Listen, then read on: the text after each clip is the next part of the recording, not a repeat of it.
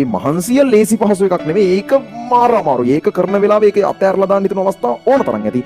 හැබැයි අන්තිමේට ඒක ඉවර කරලා පිටිපස්ස හැරලා බැලුවහම ඒ දැනෙන සැහැල්ලුව සහනය වෙන level එකක තියෙන. ඒක අම්මලා තාත්තලාට එයාලා රස්සා වලින් එයාලට කැමති නම් අයින් වෙන්න කියලා දෙන්නම අයින් වුණා. අයින් වෙලා ඒගොල්ලන්ට ආස දේවල් කරගෙන ඉන්න හදලා එයාලට ඉන්න ගයක් හදලා දීලා ඒගොල්ලන්ට යන්න එන්න වාහන දීලා ඒගොල්ලන්ගේ කැමති සියලු දේ ඕන දෙයක් කරගන්න පුළුවන් මට්ටමට ඒක හදලා දීලා තියෙනවා. ඉතින් ඒක අන්තිමේට එහෙම දේවල් ටිකක් පොඩි වයසකින් කරලා පිටිපස්ස හැරලා බලද්දී ඒක මාර සතුටක්. මං කියන්නේ ඕගොල්ලන්ට ඒක කරන්න පුළුවන් ළමයි. ඒ කියන්නේ මේ දේම කරන්න ඕන කියලා නෙමෙයි මම කියන්නේ. ඕගොල්ලෝ මේක හරියට කරන්න කරලා හරි ඩිග්‍රී එකකට කැම්පස් එකකට තමන් කැමති එකට යන්න.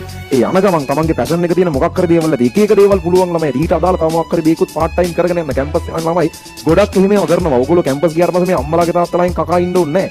ඔයාලට හම්බ කරගෙන ඕන නම් අම්මලාට තාත්තලාට කන්න අරන් දෙන්න පුළුවන් ඩිග්‍රී එකක් කරන ගමන්. එහෙම කරන ළමයි ඕන තරම් ඉන්නවා. හරි.